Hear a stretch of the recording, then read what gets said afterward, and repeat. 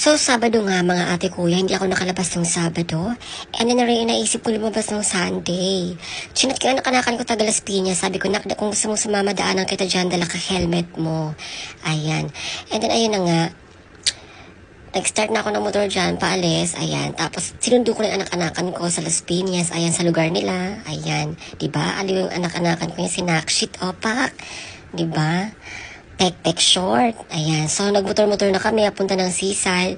Dito na kami sa likod ng may ano yan. Sa likod na kami nito ng City of Dreams. Ayan. Sa may Asyana na yan.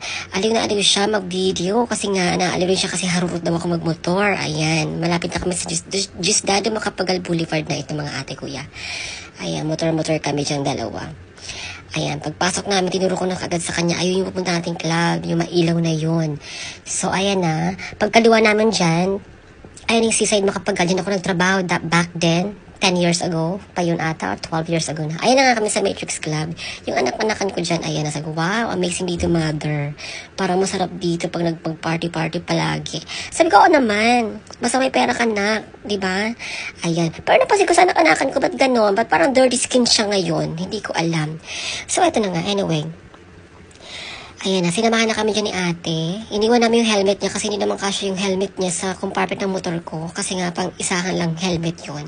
So, ayan ang anak-anakan ko dyan, post-post. So, pakak, diba? So, ayan na, pumasok na kami sa loob.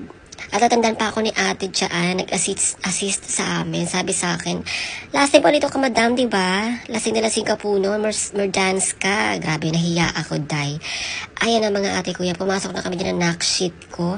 Ayan, amazed na amazed siya sa loob. Di ba, lakas mga ibang bansa na shit, right? Sabi niya, oo, mami, aliw.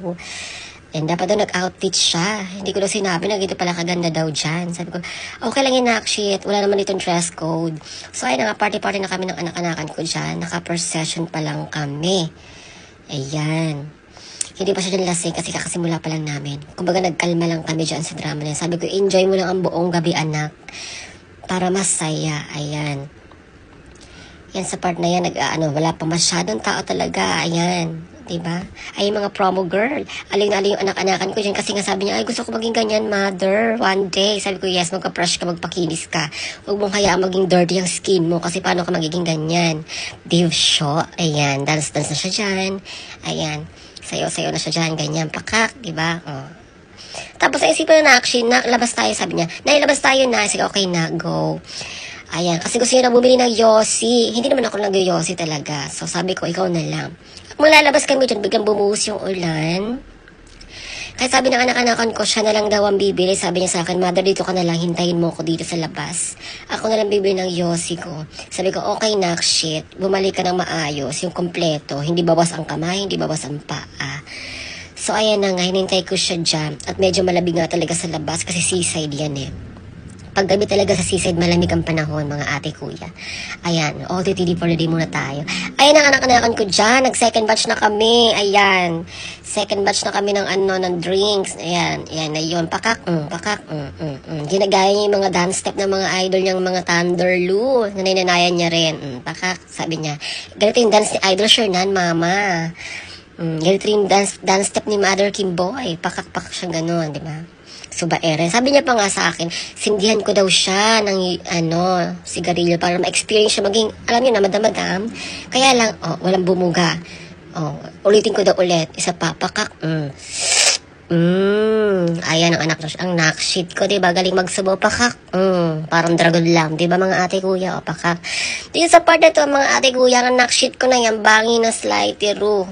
O pabangi na siya. Ginagaya niya ng mga dance step ng mga thunders. Ng mga ninanayan niya, ayan. Dance pa yun ni Idol Shernan niya, yung ganyan. Hindi ko na-record yung dance step ni Mother Kimboy niya kasi pita. Eto na nga. Sa part na yan, lasing na talaga siya dyan. Ayan, nag-segue na sa akin yung sinakshit, nanay. Diyan, lasing na talaga siya dyan. Sabi niya, nay, baka mauna na ako umuwi. Sabi ko, okay anak, mag-grab ka na ng angkas. Basta uwi Huwag mo dudukutin yung nota ng angkas. Nakakaloka, baka ihulog ka. So, okay nay, sabi niya gano'n. Mabait naman yung nakshit ko na yan. Hindi naman yan manyakis, pero talagang Araw kung araw din talaga yun. O, pakak, diba? Dance-dance na siya dyan. Sa part 9, marami ng tao dyan, mga ate kuya. So, nagpaalam na siya dyan pagtapos niya magsayaw-sayaw na ganyan. Kasi nga, lasing na daw siya. So, ako naman, kinonta ko yung friendship kong isa na available pala, saka siya sumunod. Ayan, taga-Pasay lang din, Libertad. So, mas madalian lang. So, humabol siya. Ito naman, pang third session ko na to ng alak. Sabi ko sa kanya, ginigi ko siya, sabi ko kakarating ko lang din. Hindi niya alam na nag-inom na ako nung una. So, ayun, dalawang matanda, nagbanding na, dance-dance na, dalawang thunder, alam niyo na mga ate, ayan, pakak, di ba? Sayo-sayo mga thunder, no? Banding ng mga matatanda, o, pakak, ganyan, di ba? Ganyan lang talagang buhay, kailangan magsaya paminsan-minsan, mga ate, kuya. Di ba? Pag tayo puro sa bahay lang, puro trabaho.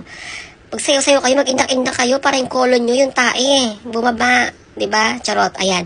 So, ito na nga, inabot na ako ng umaga pag uwi, mga ate kuya, pinaharurot ko na ang motor pa uwi at dyan, nakakaloka. Napansin ko, wala pala akong helmet. Simula Pasay hanggang dito, sa Cavite, wala akong helmet na suot. Nakakaloka. Buti walang nanghuli sa akin o ano eksena. Hindi ko alam, lasing na ako eh. Hindi ko alam ang eksena. Basta, hindi, tuliro na ako dyan kasi super lasing ako. Super harurot pa ako magmaneho dyan. Ayun yung napansin ko. So, ayan na nga. Buti hindi ako nahulang enforcer, diba? Naku, malala ang ticket na naman tayo sa bagong motor natin. Nakakaloka. Yung unang motor ko, puro violation yun eh. So, eto na. Ayan, motor, imos na ako pumasok. So, eto na nga, ayan, pinagtipan pa ako ng puso ko dyan pagdating ko ng bahay, imbes na matutulog na ako. Nakakaloka talaga si Carlo.